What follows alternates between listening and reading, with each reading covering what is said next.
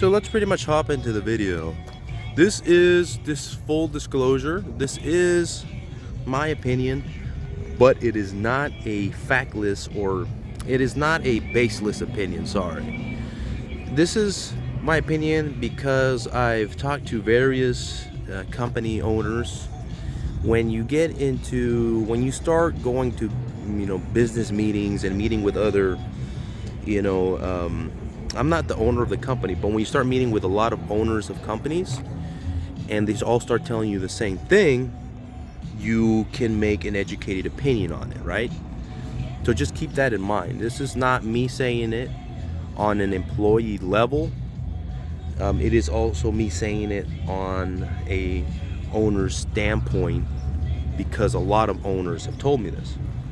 So anyways, the first point that I think that this is going to be the best trade to get into for the next 5 years to the next decade or more, I think, is the job security. Okay, your job, once you get into this trade, doesn't matter what the economy is doing. It does not matter the ups and downs of the stock market.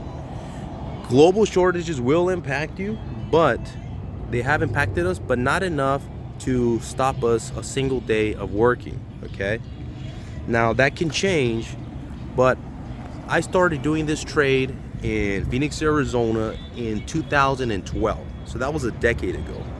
If you know anything about Phoenix in 2012, is that the economy was devastated.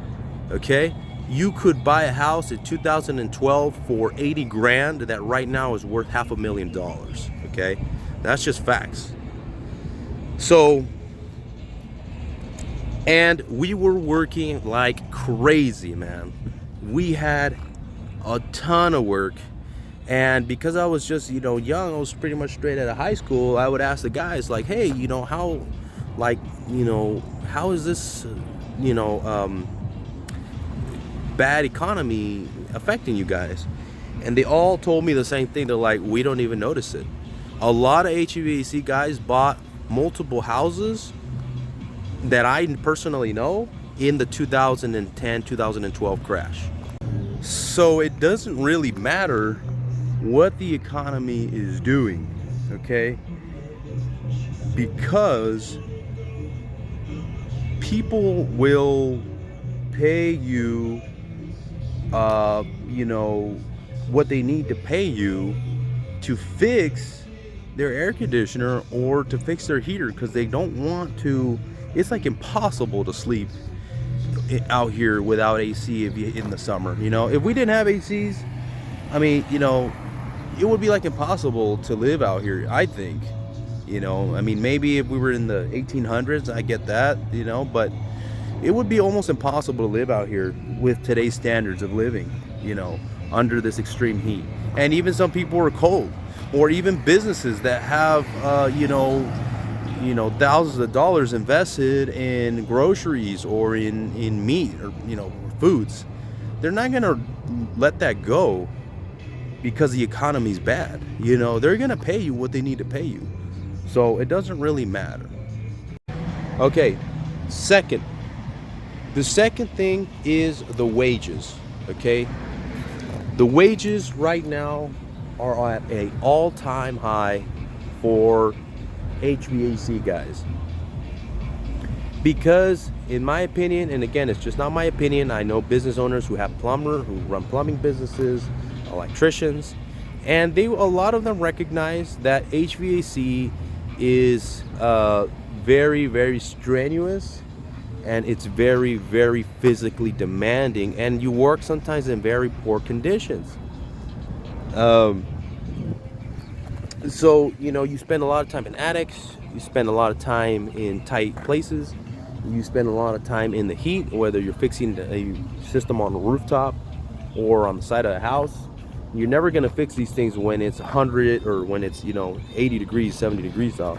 You're always going to fix it when it's like 110, 115, because that's when they always break down. So because of that, And because there's easier physically demanding jobs that can pay close to HVAC, for example, you can be an electrician and make $30 an hour and not be, in an attic 5 days a week, or being on a rooftop 5 days a week. They may choose to do that. But to me, I would much rather make $40 or $50 an hour and be on a rooftop than to make $30 an hour inside of just inside of a house. Okay, that's just me personally. And at some point, this job is going to be paying, I'm sure, $60 an hour. I know some people that make that or more, make more than that. So that's the second point, is the wages have gotten crazy. Okay, the wages have gotten crazy. Okay, so the third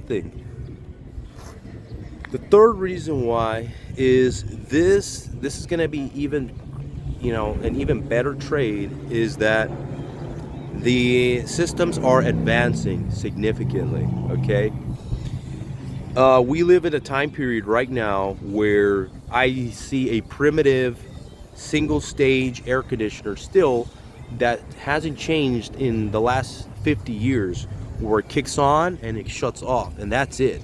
A couple relays, primitive board here and there, and that's all you needed.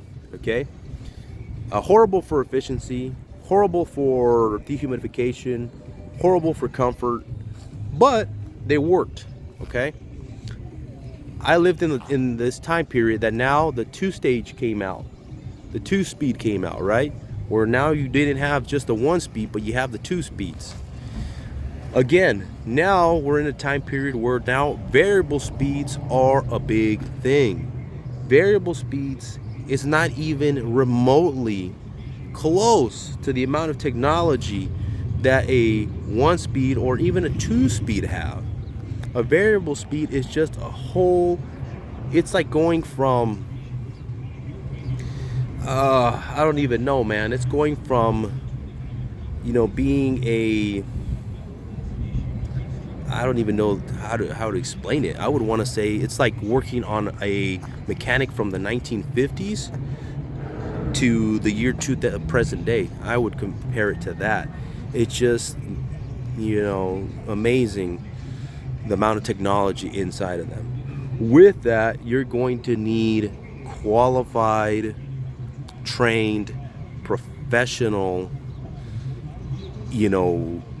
technicians that know how to fix and work on these things and maintain them and, install them. It's super important, all that. So it's just amazing. Now imagine what that's going to do to also wages. Okay, with those older crowd, that refuse to move forward and get with the program.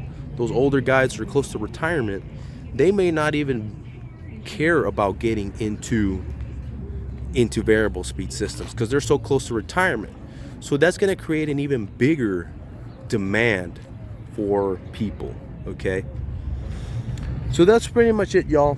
Sorry it was such a long video, but honestly, this video is short. We could spend hours talking about how variable speed systems work, how how job security. I can tell you all the different branches of heating and cooling and refrigeration that we could spend hours talking about it. We can talk about how I know guys that are, as employees, make $200 an hour, or sorry, $200 just to show up and $100 an hour, okay, to work.